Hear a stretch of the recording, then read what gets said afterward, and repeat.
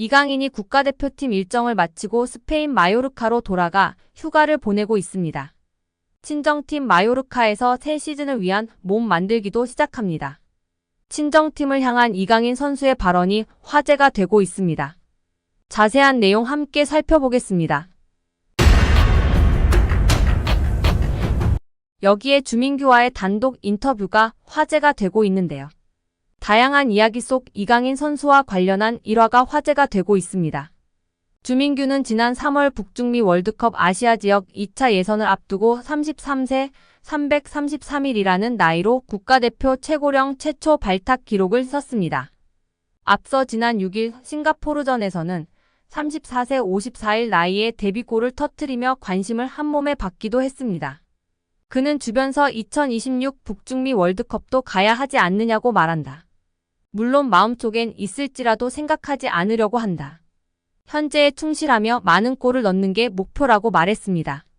그런가 하면 주민규는 대표팀 합류 당시 주장 손흥민을 비롯해 조현우, 엄원상 등 동료들의 도움이 컸다고 말했습니다. 내가 낯을 많이 가린다. 또 나이가 많아 당장 어울릴 사람이 없지 않을까 걱정했는데 동생들이 다가와 줬다며 고마움을 전했습니다. 그러면서 막내급 1원 이강인과 있었던 에피소드를 언급해 시선을 끌었습니다. 인터뷰에 따르면 지난 소집 기간 식당에서 이르게 식사를 마친 주민규는 디저트 코너에서 과일을 가져와 동료와 나눠 먹었습니다. 그때 이를 바라본 대표팀 선배 이강인이 주민규에게 형이 나이 가장 많은데 왜 과일을 직접 떠오느냐며 웃었고, 이에 주민규가 내가 나이가 뭐가 중요하냐. 나중에 너도 나이 들면 형처럼 하라고 했다고 말한 것으로 알려졌습니다. 해당 일화를 전하며 주민규는 강인이나 다른 동생들이 먼저 장난도 건다. 처음엔 나도 조심스러워했는데 생각보다 다들 순수하고 좋더라고 덧붙였습니다. 이강인 선수가 본 바로는 나이가 많은 선수는 직접 과일을 떠오지 않는 문화였는데 주민규 선수가 직접 과일을 떠오는 모습에 웃으며 이야기를 한 것 같습니다. 그리고 주민규 선수는 이강인 선수나 다른 동생들이 친밀하게 먼저 장난도 치며 다가와 주고 대화를 나누고 지내다 보니 다들 순수하다며 대표팀의 분위기를 전해주었습니다. 여기에 스페인 마르카는 파리 생제르맹의 이강인이 두 번째 집으로 여기는 마요르카에서 며칠간 휴가를 즐기기 위해 팔마에 도착했다. 클럽의 허가를 받아 마요르카 훈련장에서 운동할 것이다라고 보도했습니다. 이강인에게 마요르카는 특별한데요. 유스 시절부터 몸 담았던 발렌시아에서 푸대접을 받으며 방출된 상황에 손을 내밀었던 구단이 마요르카였습니다. 마요르카에서 첫 시즌은 주전과 후보를 오갔지만 두 번째 시즌부터는 에이스로 자리 잡았습니다.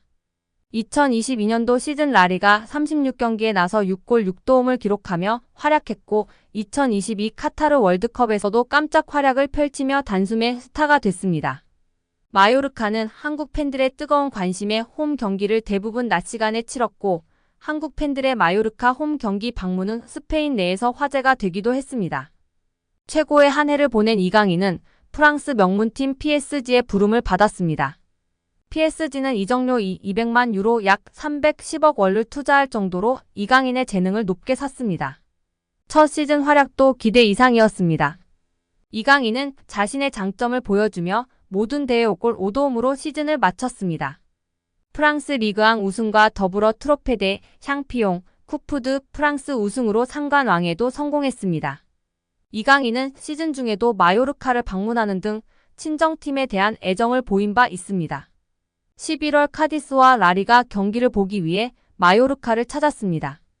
이 매체에 따르면 마요르카 팔마에 위치한 집도 구매했습니다. 원할 때마다 자유롭게 마요르카로 돌아가 휴식하기 위함으로 여겨지고 있습니다.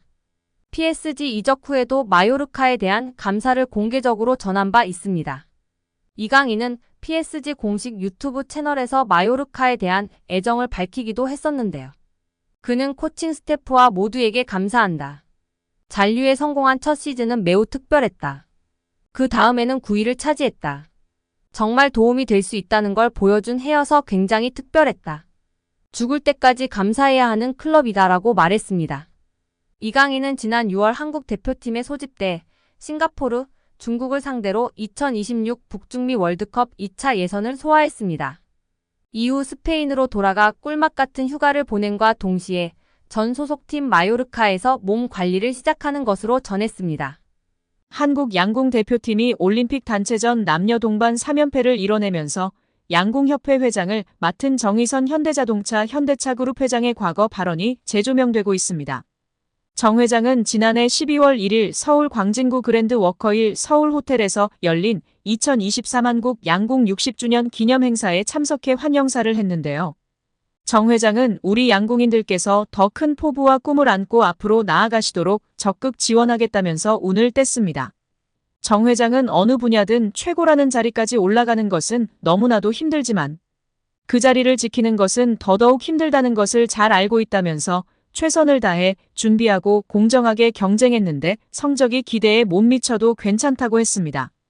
정 회장은 이어보다 중요한 건 우리 모두가 어떠한 상황에서도 품격과 여유를 잃지 않는 진정한 1인자로서의 모습을 보여주는 것이라면서 이를 통해서 국가의 품격을 높이고 국민들에게 자부심을 안겨드릴 수 있다.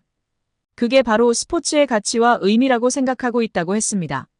정 회장은 그러면서 저도 적극 후원하겠다면서 정몽구 명예회장님에 이어서 제가 양궁협회장으로서 무한한 보람을 느끼고 적극적으로 활동하는 이유도 바로 이런 것이라고 말했습니다. 정 회장의 연설은 당시 SBS 뉴스에 등장했으며 양궁 대표팀의 이딴 낭보를 계기로 화제가 되고 있습니다.